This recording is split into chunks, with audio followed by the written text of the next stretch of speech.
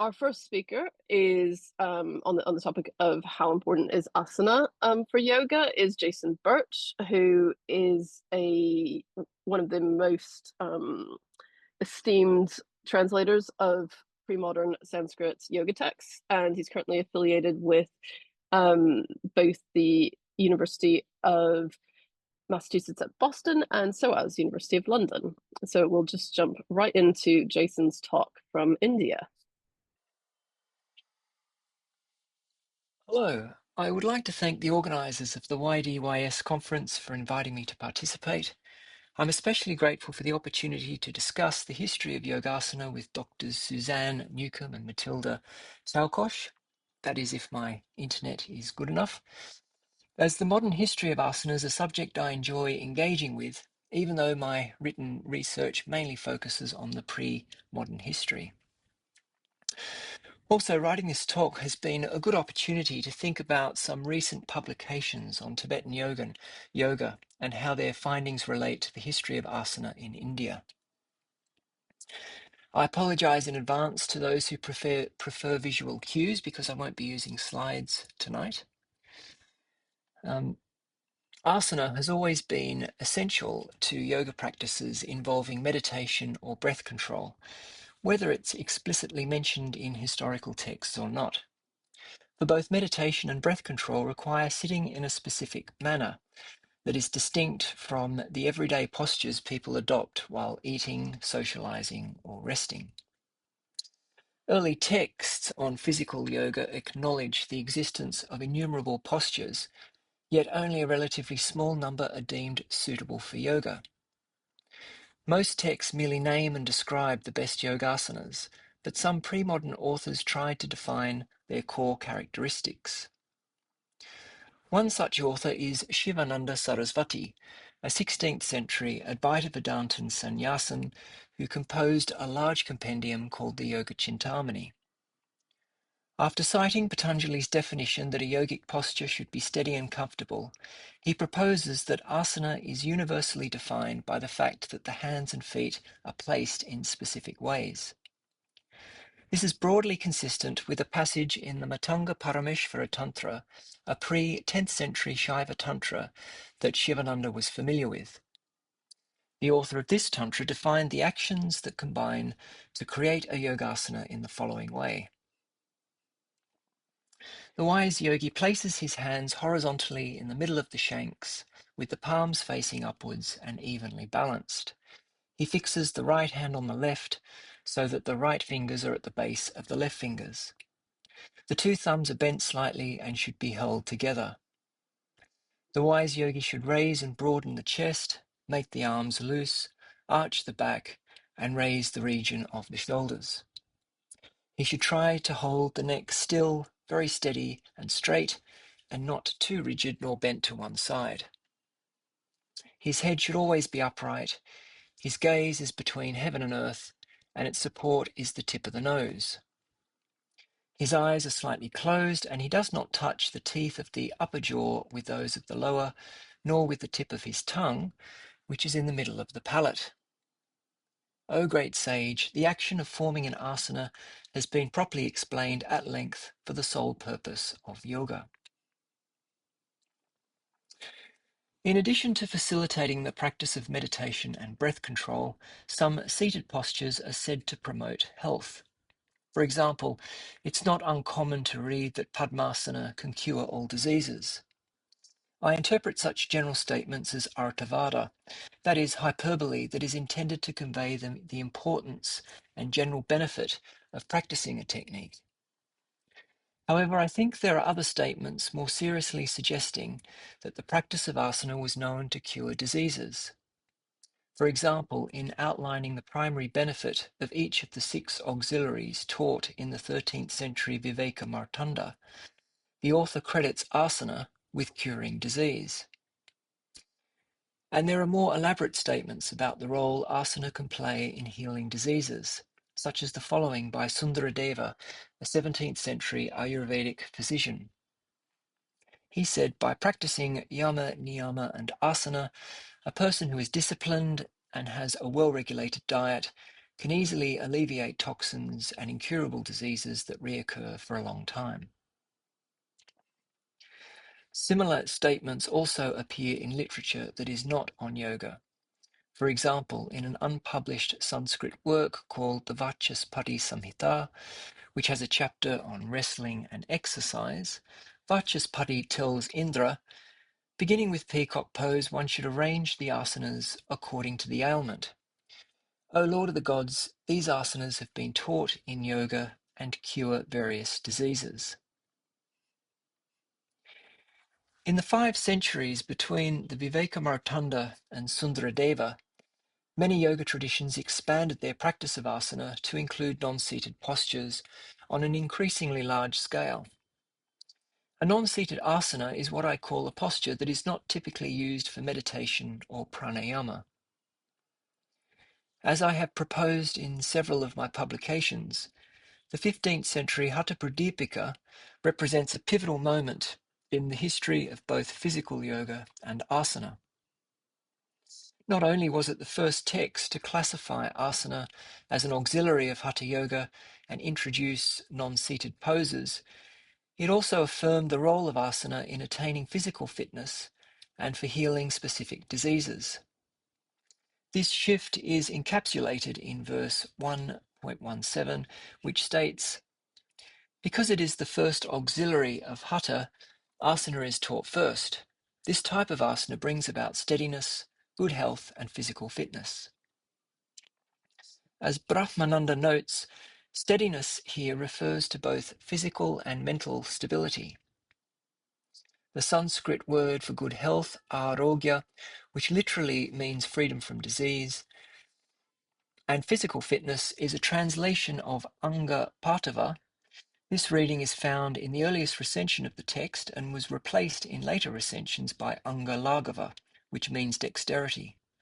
The word patava occurs in other texts in the context of the body, and it connotes optimal functioning, which is why I and my colleagues on the Light on Hatha project have translated anga patava as physical fitness.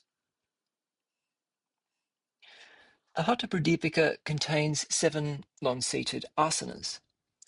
The author takes pains to explain the health benefits of several of these postures, in particular Mayura, Matsyendra, Paschimotthana, and Shavasana. These healing claims seem more credible than the rhetorical ones that often accompany poses like Padmasana because they are more specific. For example, Mayurasana overcomes humoral imbalances and enables one to digest bad food, and Matsyendrasana cures stomach ailments and makes the spine steady.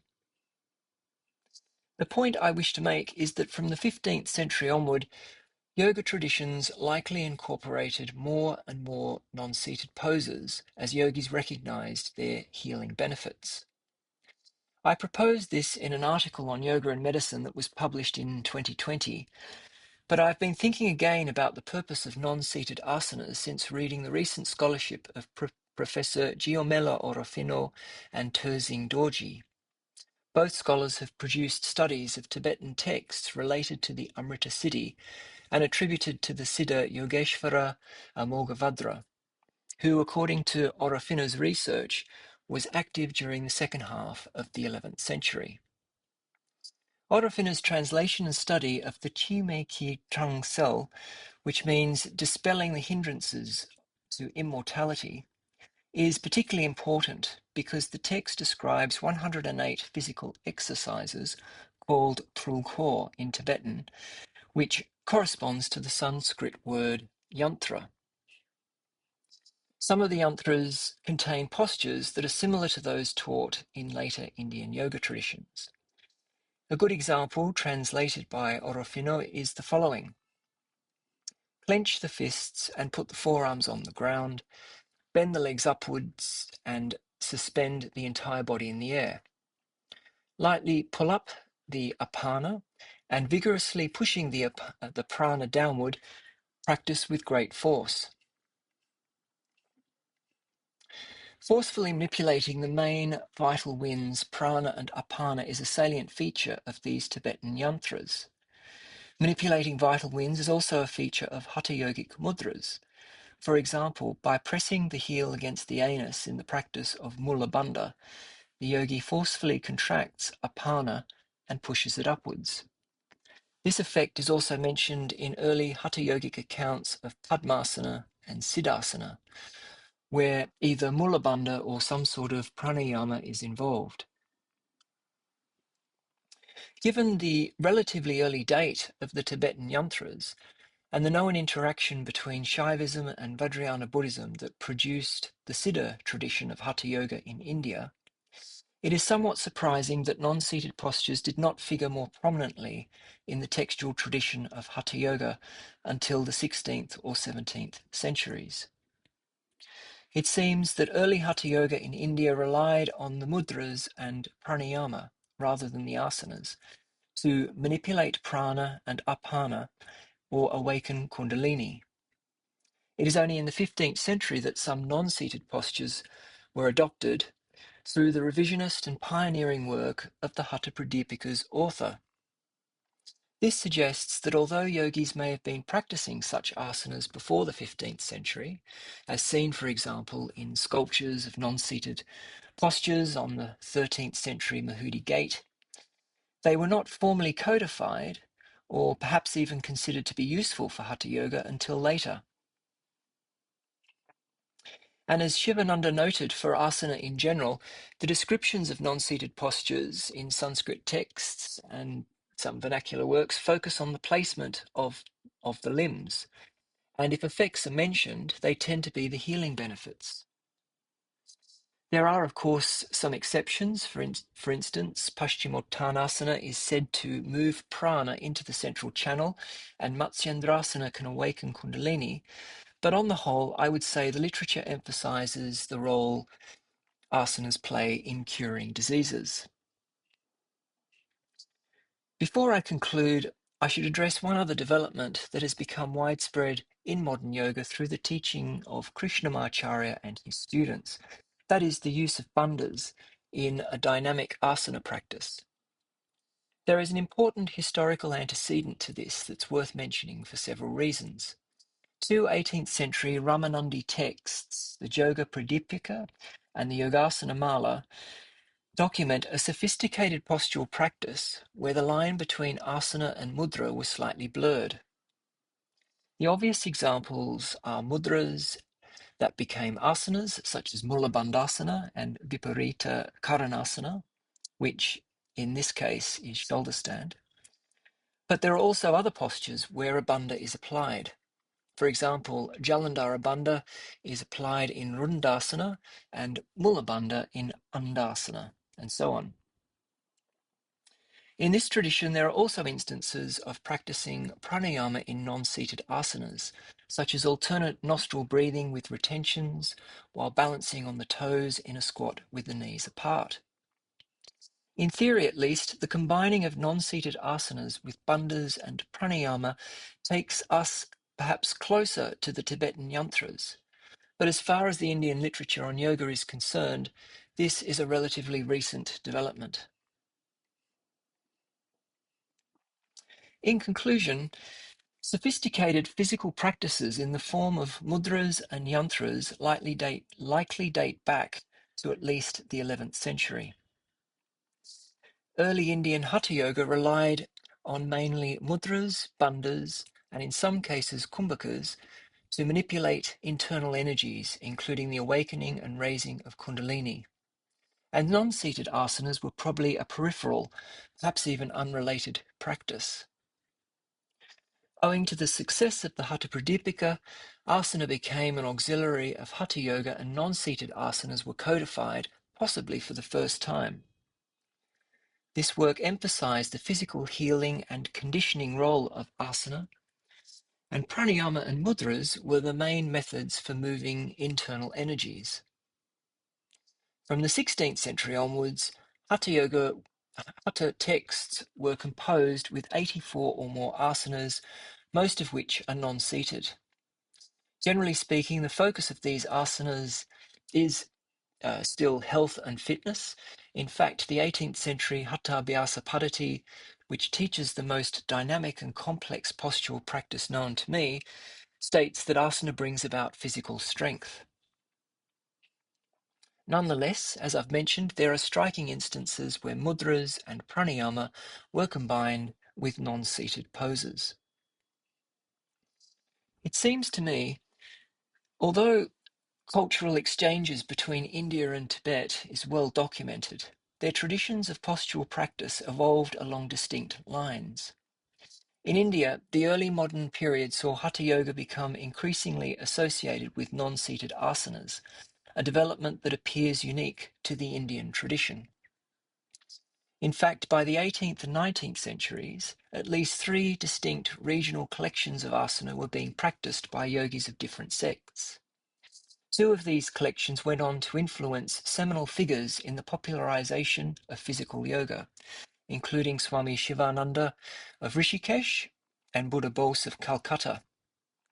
Krishnamacharya's work similarly reflects the influence of the Hatha Abhyasa Paddhati, though his engagement with this text was far from straightforward.